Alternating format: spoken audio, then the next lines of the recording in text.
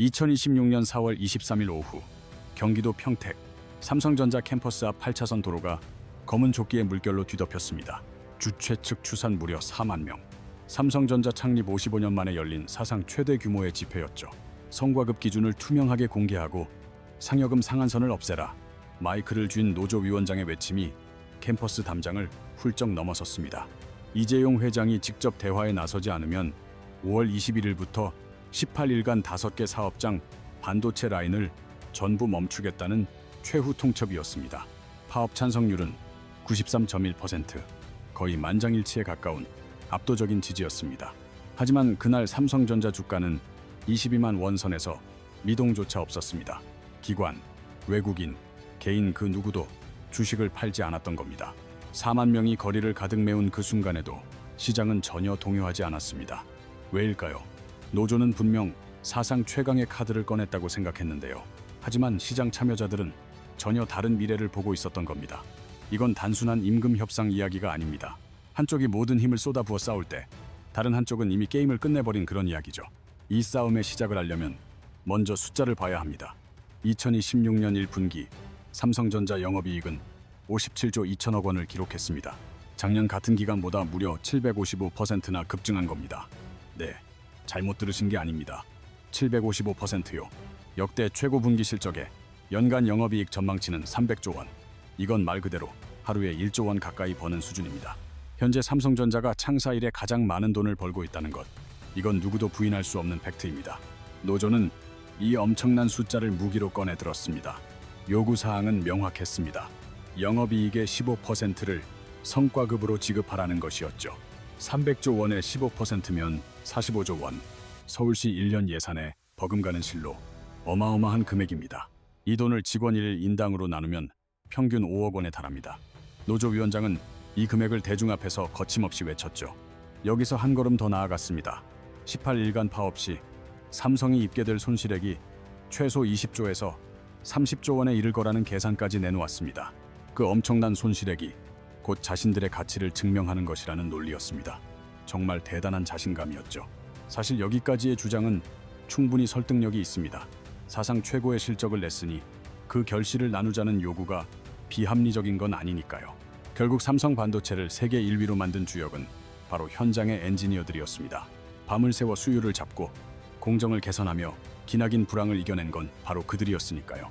이건 경영진이 아닌 현장 직원들이 이룬 성과라고 외치는 노조 위원장의 말에는 분명한 힘이 있었습니다. 하지만 이야기는 여기서부터 예상 밖의 국면으로 접어듭니다. 4월 23일 집회 현장. 바로 그곳에서 생각지도 못한 장면 하나가 카메라에 포착됩니다.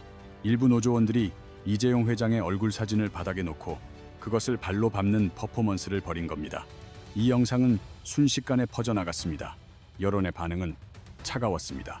심지어 노조를 응원하던 이들조차 저건 좀 심했다는 반응을 보였습니다. 임금 협상과 개인에 대한 인신 공격은 전혀 다른 문제였습니다. 결국 삼성준법감시위원회 이찬희 위원장까지 공개적으로 목소리를 냈습니다. 파업은 노동자의 권리지만 신중해야 한다는 메시지였죠. 늘 중립을 지켜온 준법감시위의 등판은 그 자체로 매우 이례적인 일이었습니다. 노조가 내세운 도덕적 명분에 첫 균열이 생긴 순간이었습니다. 하지만 노조는 여기서 멈추지 않았죠. 이틀 뒤 노조는 한 걸음 더 나아갑니다. 총파업 첫날 이재용 회장의 자택이 있는 서울 한남동 앞에서 집회를 열겠다고 신고한 것이죠. 신고 인원은 50명에 불과했지만 그 상징적인 의미는 엄청났습니다. 협상장을 넘어 총수의 집 앞까지 찾아가겠다는 사실상의 선전포고였습니다. 언론들은 일제히 선을 넘었다는 헤드라인을 뽑아내기 시작했습니다. 바로 그 지점에서 여론의 흐름이 바뀌기 시작합니다. 삼성전자 주주만 해도 500만 명이 넘습니다. 주주들에게 파업은 곧 자신의 배당금과 주가에 영향을 미치는 문제였습니다. 결국 노조 집회가 열린 평택 캠퍼스 길 건너편에서 주주들의 맞불 집회가 열렸습니다. 노동자와 주주가 한나란시에 같은 장소에서 서로를 향해 다른 목소리를 내는 기이한 풍경이 펼쳐진 것이죠. 삼성을 압박했어야 할 여론이 오히려 노조에게 등을 돌리기 시작한 겁니다. 그리고 결정적인 사건이 터집니다. 바로 블랙리스트 사건입니다. 삼성전자 사내 메신저로 직원 이름과 사번, 노조 가입 여부가 적힌 명단이 퍼져나간 것이죠. 노조 가입 사이트에 사번 중복 체크 기능을 악용해 이 명단을 만들어 공유했다는 사실이 밝혀졌습니다. 누가 노조에 가입했는지는 개인의 신념이 달린 지극히 민감한 정보입니다. 당사자 동의 없는 수집과 유포는 명백한 불법이죠. 결국 삼성은 화성 동탄경찰서에 개인정보보호법 위반 혐의로 노조 관계자들을 형사 고소했습니다. 그리고 이 블랙리스트 작성에 일부 노조원이 연루됐다는 의혹이 제기됐습니다. 도덕성을 강조하던 노조에겐 치명적인 상처가 됐습니다. 내부 분열, 이른바 노노 갈등이 수면 위로 떠올랐습니다. 노조의 핵심 요구사항은 반도체 사업부, 즉 DS 부문의 성과급 인상이었습니다. 하지만 삼성전자에는 시스템 LSI나 파운드리처럼 만성 적자에 시달리는 사업부도 있습니다. 이들은 2023년에만 14조 7천억 원의 손실을 기록했죠. 그런데 노조의 요구안이 통과될 경우 이 적자 사업부 직원들마저 1인당 최대 4억 원의 성과급을 받게 되는 상황이었습니다. 수익을 낸 사업부에서 밤낮 없이 일하며 수율을 올린 엔지니어들 사이에서 불만이 터져나온 것은 당연한 수순이었습니다. 회사를 향해야 할 분노가 어째서인지 일부 노조에게 향하기 시작했습니다. 정리해드릴게요. 4만 명이 결의하며 시작된 싸움인데 노조는 불과 며칠 만에 치명적인 자충수를 4개나 둡니다. 이재용 회장 사진 문제, 집 앞 시위 신고, 블랙리스트 연루 의혹에 내부 갈등 폭발까지 협상 상대를 공격하기도 전에 제 발에 걸려 넘어진 셈이죠. 그리고 바로 그때 삼성의 서류는 이미 법원에 들어가 있었습니다. 삼성의 움직임에는 늘 같은 패턴이 반복되거든요. 항상 한 발 먼저 움직인다는 뜻입니다. 4월 23일 4만 명의 인파가 평택 도로를 가득 메웠죠. 바로 그 다음 날 수원지방법원에 서류가 접수됩니다. 불법 쟁의 행위를 금지해달라는 가처분 신청이었죠. 이 속도는 정말 예사롭지 않습니다. 집회 다음 날 바로 서류를 냈다는 건 이미 모든 서류 준비가 끝나 있었다는 얘기 아니겠습니까? 노조가 움직이기도 전에 법적 대응 시나리오는 다 짜여 있었던 겁니다. 즉흥적인 대응이 아니라 계획된 수순이었죠. 이번이 처음이 아니죠. 2024년 삼성전자 역사상 첫 파업 당시에도 사측은 같은 카드를 꺼내들었습니다. 파업 선언과 동시에 가처분 신청이 들어왔죠. 그리고 그 수순이 2년 만에 그대로 재현된 겁니다. 이 반복되는 패턴에서 뭔가 느껴지시나요? 삼성에게 파업은 돌발 상황이 아닙니다. 충분히 관리 가능한 하나의 변수일 뿐이죠. 당황하는 기색도, 협상을 애원하는 태도도 전혀 없었죠. 심지어 그날도 공장은 평소처럼 돌아갔습니다. 이재용 회장에게는 절대 포기할 수 없는 원칙이 하나 있죠. 공장은 멈추지 않는다. 이 말의 진짜 의미를 알려면 반도체 공장의 생리를 먼저 알아야 합니다. 반도체 라인은 24시간 365일 쉬지 않고 돌아갑니다. 명절, 주말, 새벽 할 것 없이 말이죠. 공장을 멈추는 순간 막대한 손실이 발생합니다. 웨이퍼 한 장을 만드는데 수백 개의 공정이 필요하거든요.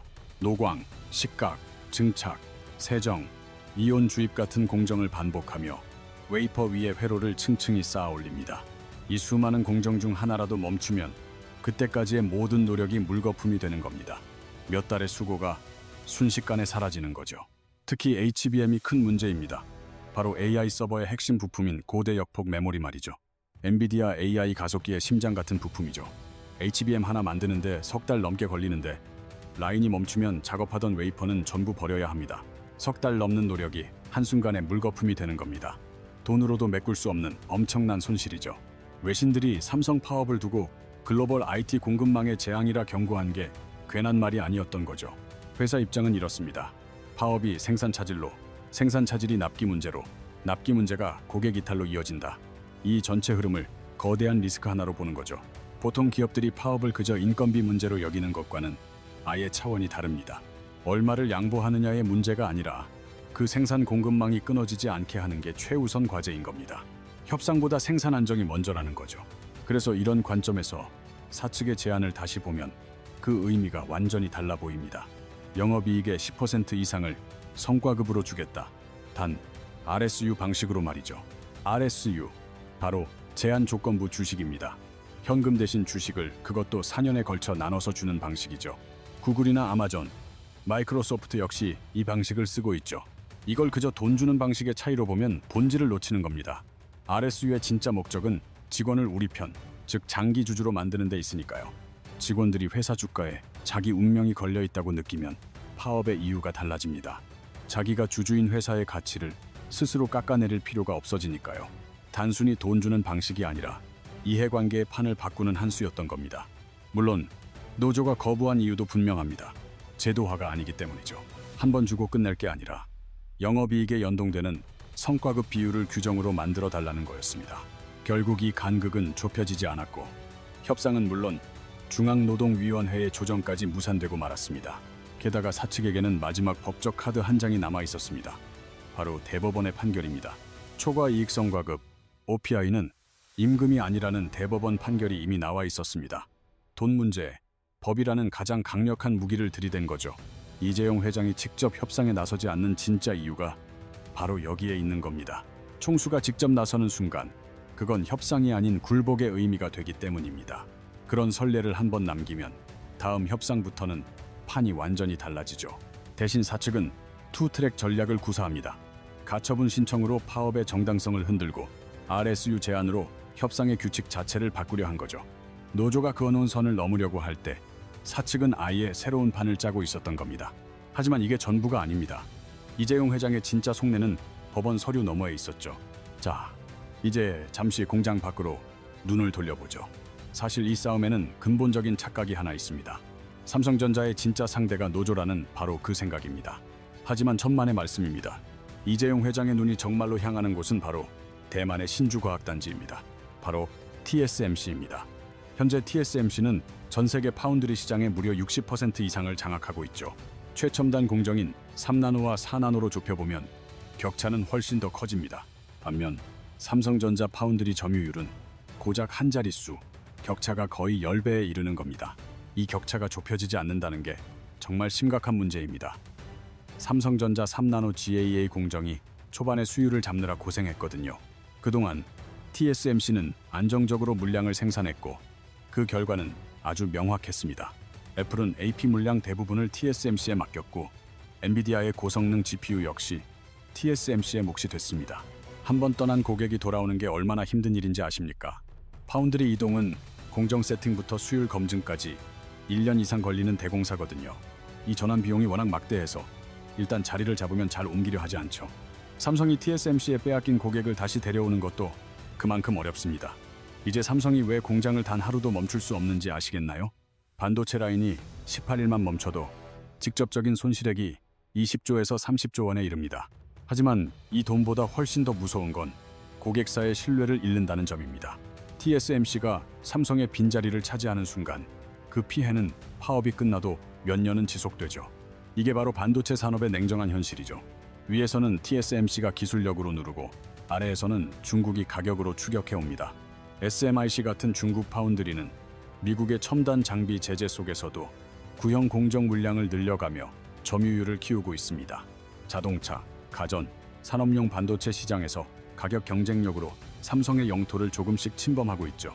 위에서는 기술에, 아래에서는 가격에 끼인 이중고 신세입니다. 이런 구도 속에서 삼성이 통제할 수 있는 변수는 과연 무엇일까요? TSMC의 기술력은 하루아침에 따라잡기 어렵습니다. 중국의 가격 공세도 외부 힘으로 막긴 힘들죠. 그렇다면 삼성이 지금 당장 컨트롤할 수 있는 가장 중요한 변수는 뭘까요? 바로 내부입니다. 그리고 그 내부에서 가장 예측 불가능하며 생산 안정성을 흔드는 변수가 바로 사람, 즉 노조 리스크입니다. 협상, 파업, 단체 행동 같은 것들 말이죠. 내부 갈등을 관리하는 것보다 외부와의 경쟁에서 이기는 게 더 시급하다. 이것이 이재용 회장의 판단이었죠. 그래서 그는 협상 테이블 대신 공장 설계도를 들여다봤습니다. 그 설계도엔 이미 몇 년 전부터 전혀 다른 미래가 그려져 있었죠. 시간을 잠시 2024년 7월로 돌려보죠. 이 이야기의 마지막 퍼즐 조각이 바로 거기에 있거든요. 삼성전자 역사상 첫 파업이 선언된 바로 그 순간입니다. 당시 결의대회에는 4,000명, 실제 파업에는 약 6,000명이 참여했습니다. 파업은 25일간이나 계속됐지만 생산 라인은 멈추지 않았습니다. 결국 협상은 삼성이 제시한 선에서 조용히 끝났습니다. 노조의 카드가 통하지 않은 거죠. 2년 뒤 노조는 그때의 패배를 분석했죠. 결론은 단순했습니다. 6,000명으로는 라인을 멈출 수 없었다는 겁니다. 그래서 2년 동안 조합원 수를 크게 늘렸습니다. 2026년 초 노조는 DS 부문 중심으로 74,000명을 확보해 처음으로 과반 노조가 됐습니다. 이제는 정말로 생산 라인을 멈출 수 있는 힘을 손에 쥐게 된 거죠. 파업 찬성률 93.1%. 노조는 이번엔 다를 거라 확신했죠. 하지만 삼성도 그 2년간 가만히 있지 않았습니다. 2023년 말 삼성전자는 협동 로봇 기업 레인보우 로보틱스의 지분을 계속해서 늘리기 시작했습니다. 2024년엔 연결 자회사로 편입했고 곧 완전 자회사로 만들 계획이라고 공식 발표했죠. 이걸 그냥 신사업 투자로만 보면 핵심을 놓치는 겁니다. 레인보우 로보틱스는 외부 판매용이 아니었으니까요. 처음부터 삼성전자 생산 라인 안으로 들어올 운명이었습니다. 삼성의 첫 고객은 바로 삼성 자신이었던 거죠. 비슷한 시기 삼성전자 안에 미래 로봇 사업팀이 생겼습니다. 이 팀의 목표는 외부 시장 공략이 아니었죠. 자사 공장을 가장 먼저 바꾸는 것이었습니다. 평택 캠퍼스의 최신 라인에는 예전보다 자동화 설비가 훨씬 늘었습니다. 웨이퍼 이송, 내부 물류 처리, 설비 이상 감지, AI 시스템까지 라인 곳곳에 도입됐죠. 사람의 손길이 직접 필요했던 영역들이 설계 단계부터 사라지는 중입니다. 사람이 있어야만 작동하던 공장이 이제는 사람 없이도 돌아가는 공장으로 조용히 바뀌고 있는 거죠. 이재용 회장의 선택은 어떻게 보면 간단합니다.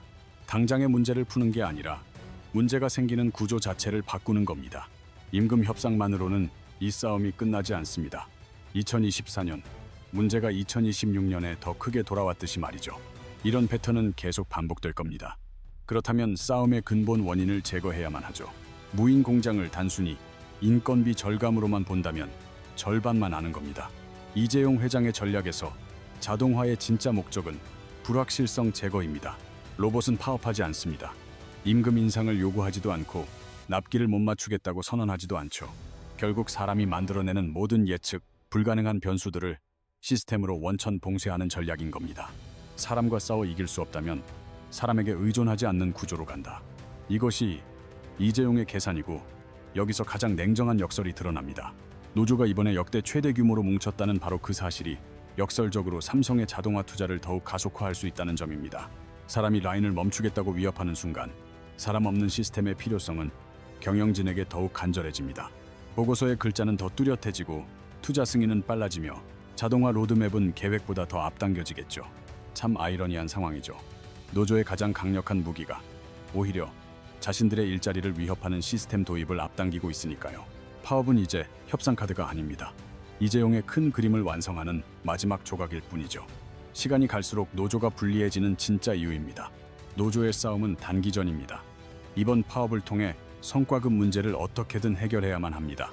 파업이 길어지면 조합원들의 단결을 유지하기는 더 힘들어집니다. 당장 생계가 위협받고 내부 불만이 터져나올 수밖에 없죠. 반대로 삼성의 전략은 장기전입니다. 몇 년간 자동화 투자를 늘려서 기술로 게임의 판도를 바꾸려는 거죠. 노조의 카드는 파업과 협상, 단 두 가지뿐이지만 기업은 자동화, 해외 이전, 생산 분산, 심지어 인력 구조 조정까지 훨씬 더 많은 선택지를 갖고 있습니다. 이미 기울어진 운동장인 셈이죠.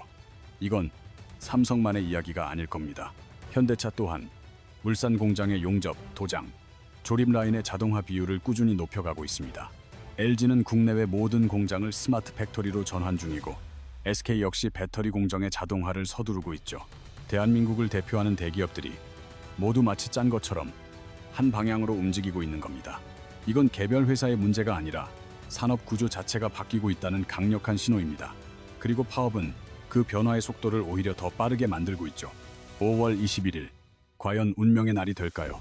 노조는 이재용 회장의 자택 앞으로 찾아가겠다고 선포했습니다. 반도체 라인이 멈추느냐, 아니면 계속 돌아가느냐. 결국 선택은 둘 중 하나입니다. 법원의 가처분 인용이 나올지, 극적인 협상이 타결될지, 아니면 정말 생산 라인이 멈출지 아직 어떤 것도 결정되지 않았습니다. 하지만 더 멀리 내다보면 한 가지는 명확합니다. 노조의 힘이 약해진 게 아닙니다. 이젠 그들의 투쟁 방식이 통하지 않는 시대가 오고 있다는 뜻이죠. 삼성은 파업을 막으려는 게 아닙니다. 파업 자체가 아무 의미 없는 구조로 조용히 바꾸고 있는 겁니다. 이재용 회장의 진짜 속내는 바로 여기에 있었을 겁니다. 그리고 이건 삼성만의 이야기로 끝나지 않을 겁니다. 지금 여러분의 직장에서도 누군가 비슷한 계산기를 두드리고 있을지 모릅니다. 여러분의 의견을 댓글로 자유롭게 남겨주세요. 오늘 내용이 도움이 되셨다면 구독과 좋아요를 꼭 눌러주세요. 다음에는 더 흥미로운 주제로 다시 찾아뵙겠습니다. 고맙습니다.